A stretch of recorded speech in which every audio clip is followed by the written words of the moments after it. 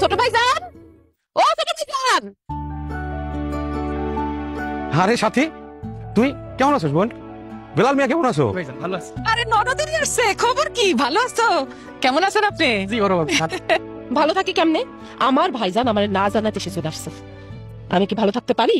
তুমিও না, ভাইজান যদি আমাকে জানায় তাইলে যদি আমরা বলি যে দামি মোবাইল ঘড়ি এগুলা চাই, এই জন্যই তো ভাইজান না জানায় চুপি চুপি চলে আইছি।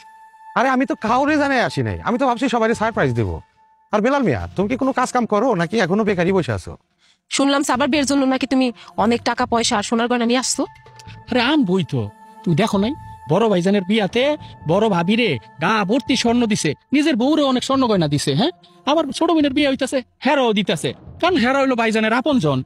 আর ইউ তুমি কেডা? হ্যাঁ, তোমারে যে দিব তুমি তো হাগো পর। সাথী, তোদের বিয়ে তো আমার বিদেশ যাওয়ার আগেই হয়ে গেছে। আগে হয়েছে তো কি হয়েছে, বড় ভাবি যদি পরের মাইয়া হইয়া গা ভর্তি গয়না পায় তাহলে আমি কেন পাবো না? আমার ননদিনী রায় বাঘিনী বাড়িতে পদার্পণের পরেই আমার গয়নাগাটির দিকে চোখ পড়ে গেছে, আমার সাথে তুলনা শুরু করে দিছে। এটা তো ঠিক না। এই যে দেখো, সুজন আমারে আমার বিবাহের সময় গয়নাগাটি দিছে, এটা জানার পরেই তো তুমি সুজনের বউ মানে আশার গায়ের সমস্ত গয়নাগাটি খুলে নিয়ে চলে গেছো। দাও নাই বলো? কি, তুই আশার বিয়ের গয়না খুলে নিয়ে গেছিস? তো কি বলতেছি আমি কি মিথ্যা কথা বলতেছি? হ্যাঁ নিছি, নিব না তো কি করবো? হাজার বার তোমার কাছে গয়না চাইছি, তুমি কি গয়না পাঠাইছো? তুমি বিদেশ যাওয়ার আগে আমাকে বিয়ে হয়েছে তাই বলে কি আমি গয়না পাই না? আর তুমি যে বিদেশে গেছো কার টাকায় গেছো? আব্বা টাকা পয়সা খরচ করে তোমার বিদেশ পাঠাইছে, সেই টাকায় কি আমার ভাগ নাই? আর সেই জন্য তুই আমার বউয়ের বিয়ের গয়না গায়ে থেকে খুলে নিবি? আমি কি করবো? আব্বার ভাইজানি তো আমার নিতে কইলো। আরে ননদি, কথা অর্ধেক বললে তো হবে না, আগের কথার পরের কথা ফালাই দিয়ে মাঝখানের কথাটা শুধু বলতেছো। কি জন্যে আব্বার ভাইজান তোমার গয়না নিতে বলছিল সেই কথাটা সত্যি সত্যি খুলে বলো, স্পষ্ট করে বলো। তুমি দিনের পর দিন বাড়ির উপরে আইসা দপাদপি শুরু করছিলা, কথা কথা বলতেছিলা গয়নার জন্য, তখন আব্বা বাধ্য হয়েছে, তোমার ভাইজান বাধ্য হয়েছে তারে বলতে থাক আশার গয়না নিয়ে যা যা, তবে তুমি খুশি থাক।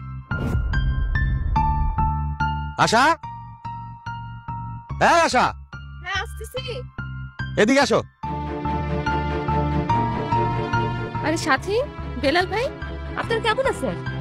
ভালো আছি বাপি। আশা, সাথী নাকি তোমার বিয়ের সব গয়না তোমার গায়ে থেকে খুলে নিয়ে গেছে? আব্বা ভাইজানি বলছিল ওদেরকে আমার বিয়ের গয়না দিয়ে।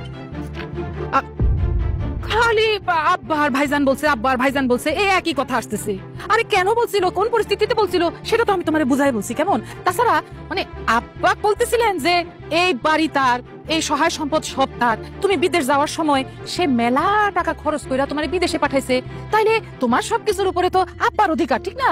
সুতরাং এই বাড়িতে কারে কি দিবে না দিবে সেই সিদ্ধান্ত তো আব্বাই নিবে, হ্যাঁ ঠিক না? সেই জন্যই আব্বা সিদ্ধান্ত নিছে যে ওর গয়নাগুলা সাথীরে দিয়ে দিতে। সেই জন্যই আব্বা বলছে যে সাথী তুমি তারে তার গয়নাগুলা দিয়ে দাও। আর তুমি তো জানো তোমার বড় ভাইজান সোনার টুকরা হীরার টুকরা ছেলে, লাখে না কোটিতে একটা।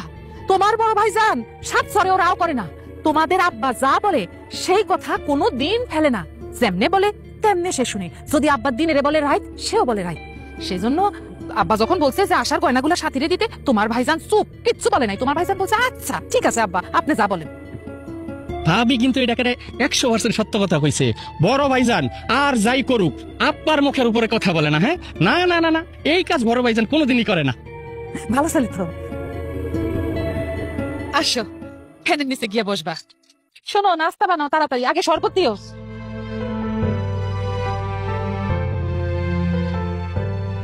আশা, আপা তোমার গয়নাপত্র সব খুলে দিতে বললার দিয়ে দিলা? একটাবার আমার জানানোর প্রয়োজন মনে করলা না? এখানে জানানোর কি আছে? তোমার ছোট বোন মানে তো আমারও ছোট বোন, ও যদি আমার গয়না চায় আমার কোনো সমস্যা নেই। আর আমার গয়নার কি দরকার? তুমি তো আমার জীবনের সব থেকে মূল্যবান গয়না, তুমি সবসময় আমার পাশে থাকো, আমি এটাই চাই। হ্যাঁ রে, সারাটা জীবন তুমি একই রয়ে গেলা। কি রান্না করতেছে চলো।